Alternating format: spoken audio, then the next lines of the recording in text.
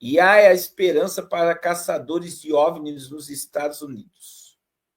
Projeto de Harvard e Pentágono contam com a ajuda de IA para identificar OVNIs e, quem sabe, extraterrestres.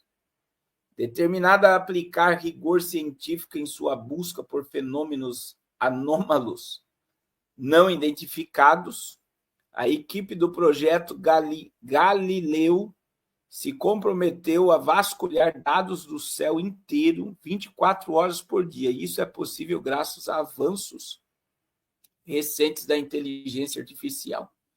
Vamos por parte. Primeiro, nós meros mortais, chamamos isso de objetos voadores não identificados. Segundo o projeto Galileu, criado por Avi Loeb, astrofísico, teórico e professor de Harvard, o projeto faz parte do Centro Astrofísico de Harvard, agora o caça aos OVNIs. Então, eles vão utilizar-se de inteligência artificial para se comunicar com extraterrestres. E você vê que agora parou um pouco, mas a gente está aí com um monte de documentos que foi liberado, né?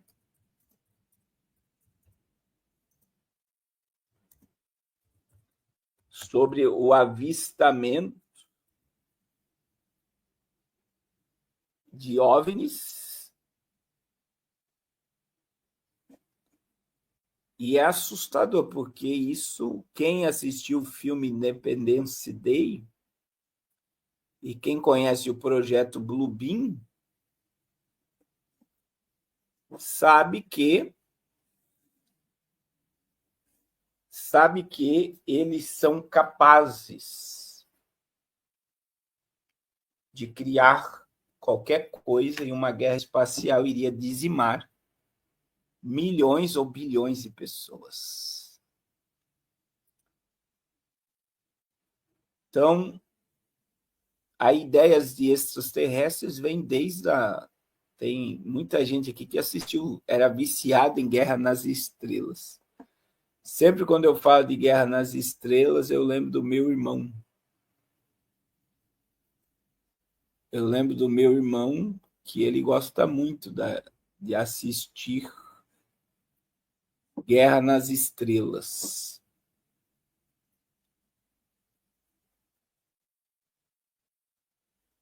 Então, nós estamos aí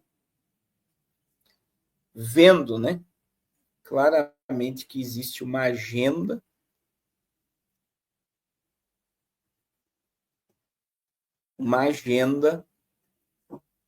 assombrosa em andamento, e Trump está aí dando andamento a todas essas ideias que, na minha visão, não trata de segurança, elas são mais maquiavélicas do que você imagina. Irmãos, hoje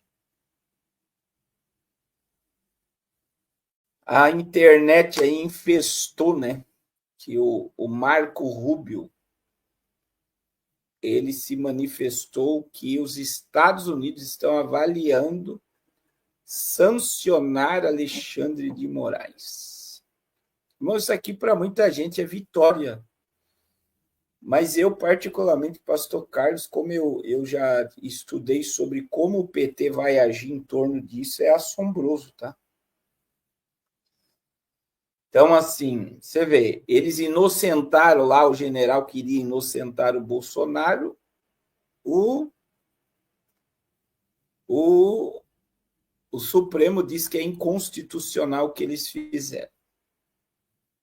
Aí, segundo, agora o Mota, que é do republicano, do Edir Macedo, falou que não adianta o Congresso votar sobre a questão da anistia, que o Supremo Tribunal vai transformar em inconstitucional. Quer dizer, então, se os deputados e senadores votarem contra a anistia, a favor da anistia, o Supremo Tribunal vai transformar em constitucional. Então, não tem para onde, não tem mais o que fazer.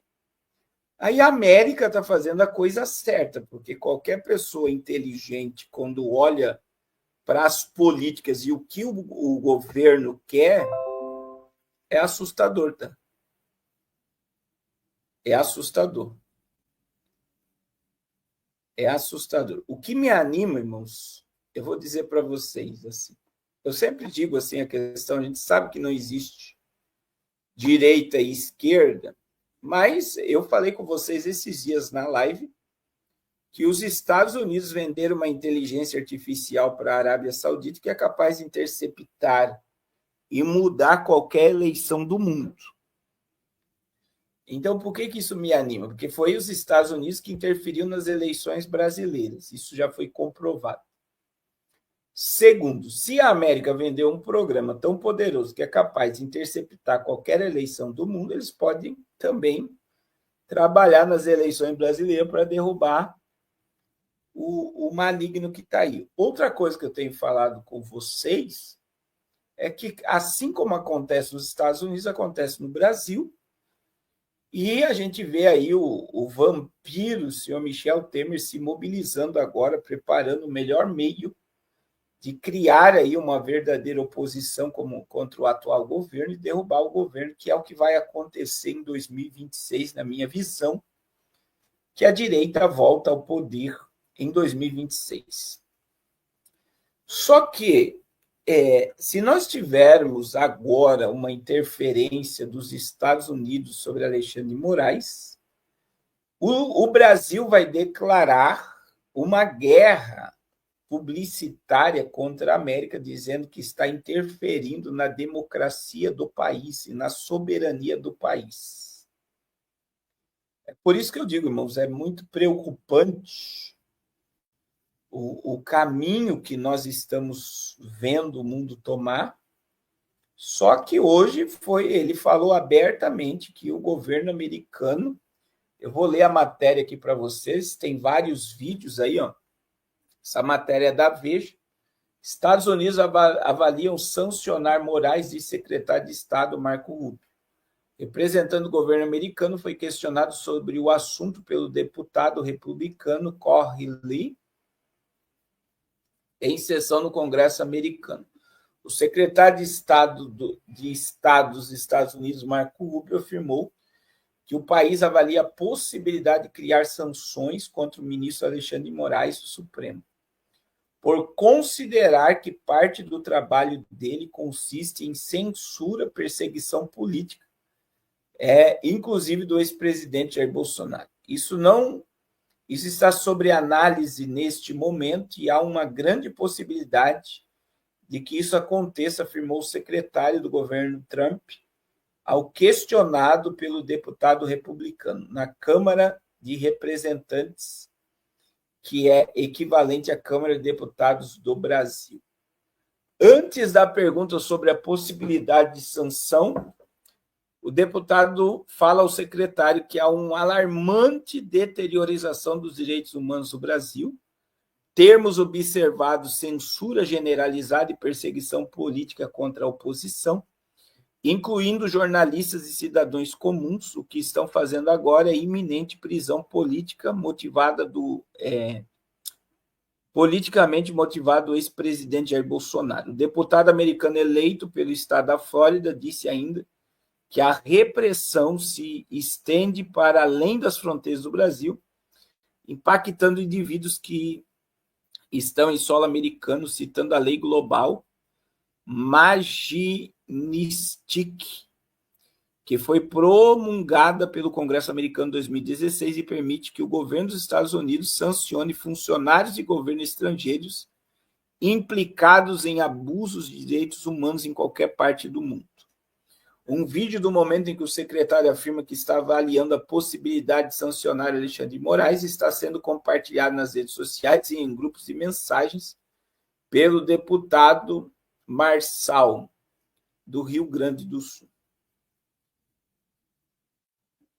A possibilidade de sanção dos Estados Unidos contra Moraes não é extremamente uma novidade. No final de fevereiro, por exemplo, outro deputado da Geórgia, Maria Elvira, da Flórida, pediram, tanto o deputado da Geórgia como da Flórida, deputado, pediram a Rubio, ao próprio Trump, que usassem desta lei para sancionar Moraes. Então, assim, a avaliação de Rubio perpassa também pelo próprio posicionamento do critério dele e as ações de Moraes na Suprema Corte Brasileira. Quando o ministro determina o bloqueio do X, antigo Twitter, no país, por exemplo, Rubio, que ainda era senador durante o governo Biden, disse que a decisão era uma manobra para minar as liberdades básicas no Brasil. Além disso, Rubio também tem uma boa relação política e amizade com o deputado licenciado Eduardo Bolsonaro e está alinhado ao grupo dos conservadores e extrema-direita do Brasil. Então, está aí a matéria e está em alta aí nas redes sociais, porque para a direita isso é uma grande vitória, né? Se isso chegar a acontecer. Lembrando que o homem mais rico do mundo disse e postou no seu Twitter que Alexandre de Moraes vai ser preso. E, diante da manobra política que o mundo está pendendo para a direita, é por isso que eu digo que a direita volta, né? Apesar que hoje o Haddad afirmou que a esquerda vai permanecer no poder em 2026. Irmãos, a eleição de 2022 já foi impossível de ser engolida, porque a maioria dos governadores, deputados, senadores que ganharam era de direita. Então, veja bem, como é que pode a gente ter a maioria de deputados, senadores, governadores de direita e um presidente de esquerda entrar no poder? Já começa esse questionamento. Segundo, a maioria dos prefeitos do Brasil, que teve um encontro aí hoje, receberam Bolsonaro de pé, também penderam para a direita. O PT tem poucas prefeituras no Brasil. Então, nós temos a maioria dos governadores, deputados, senadores e prefeitos do Brasil de direita. E aí, você vê que também uma pessoa que ganhou muita notoriedade nesses dias pelo fim da Cracolândia foi o Tarcísio, né? Que conseguiu desarticular aí o crime no centro de São Paulo e tirou a Cracolândia do centro de São Paulo, que era algo que, na visão de muita gente, era impossível, né? Agora tem um monte de vereadores, deputados de esquerda, bem dizer que a gente sabe para quem trabalha, pedindo para que a Cracolândia volte, dizendo sobre um monte de coisas que chegou a ocorrer, mas a gente vê que aquele fluxo de pessoas no centro de São Paulo, nas ruas onde estava a Cracolândia, desapareceu, né? Então, eu digo para todos que a gente vê que muita coisa vai mudar em 2026. E aí você vai ver agora, eu acredito, que diante de toda essa ameaça, e pode se mudar muitas coisas na Suprema Corte. Eu não acredito na prisão do Bolsonaro, porque se eles prender Bolsonaro, eles vão dar mais força ainda para a direita, tá? E eles sabem disso, porque se ele não causa tanto medo, para que perseguir tanto? Então, isso é o que eles querem, mas quem articula política sabe que ele preso ele fica mais forte do que solto. Então, é aquele efeito contrário, é totalmente contrário à esquerda colocar o Bolsonaro atrás das armas. Mas para colocar é uma tornozeleira eletrônica. Eu acredito que isso pode acontecer, mas prisão eu não acredito, porque ia dar o efeito contrário. Mas, como o povo delira acreditando que presidente está lá por voto e que presidente pode mudar um país, a notícia que Marco Rubio está pensando em sancionar Alexandre de Moraes veio como uma luva para o povo delirar que algo está acontecendo a favor do Brasil, né? Eu preguei desde a pandemia até agora que a solução para o Brasil não está em homens, mas está em arrependimento. O verdadeiro avivamento, ele não vem por políticos, ele vem quando o povo reconhece o seu pecado. Infelizmente, o Brasil está muito longe disso. Muito longe, né? Infelizmente, o Brasil está muito longe de um genuíno e verdadeiro arrependimento. Pode acontecer, né? Pode acontecer essa questão, né? Mas eu digo, sem arrependimento, não tem como ter uma mudança na nação brasileira. E a gente vê que cada dia que passa, irmãos, os pastores, pregadores, cantores estão mais longe do arrependimento e estão vibrando nessa terra. Infelizmente, é isso que está acontecendo. Infelizmente, né? É essa verdade que está acontecendo. Infelizmente. A gente está dentro desse cenário, né? E que Deus tenha misericórdia daqueles que ainda estão acordados e tem um pouco de azeite na lamparina. Que Deus tenha misericórdia. Que Deus tenha misericórdia. Amém? Vamos orar, irmãos. Vamos terminar a live. Eu quero orar por você, pela sua vida. Quero pedir ajuda ao Projeto Arrependa-se. Não deixe de abençoar essa obra. Nós estamos com grandes desafios.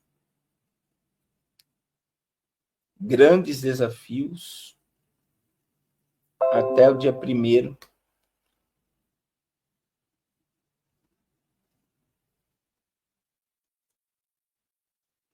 Até o dia 1º de junho aqui na África. Nós estamos na construção do Amazonas. Hoje eu pedi para comprarem o tijolo, que era só o que está faltando para a fundação da igreja. E eu preciso muito da ajuda de vocês, irmãos. São 30 sacos de cimento que foi comprado hoje, porque eu tenho crédito, não porque eu tenho dinheiro. Mas vai dar tudo certo, em nome de Jesus. Não deixe de abençoar essa obra. Amém? Deus abençoe a todos. Deus abençoe a todos que têm orado e nos ajudado nessa obra. Glória a Deus. Glória a Deus.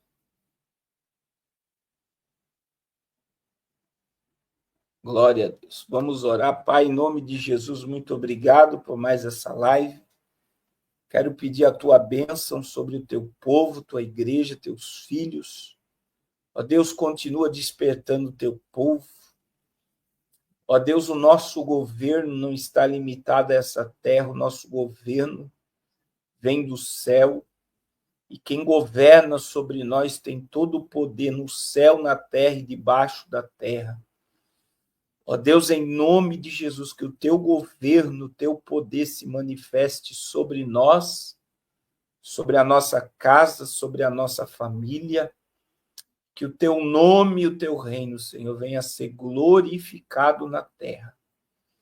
Senhor, no nome de Jesus, que toda intenção do maligno, toda intenção contrária à tua palavra, caia por terra na nossa vida e na nossa família, em o nome de Jesus. E continue falando conosco, para a glória do teu santo nome, Senhor. Em nome de Jesus. Amém. Glória a Deus. Que Deus abençoe a todos de uma forma poderosa, em o nome de Jesus. Deus abençoe a todos, em nome de Jesus.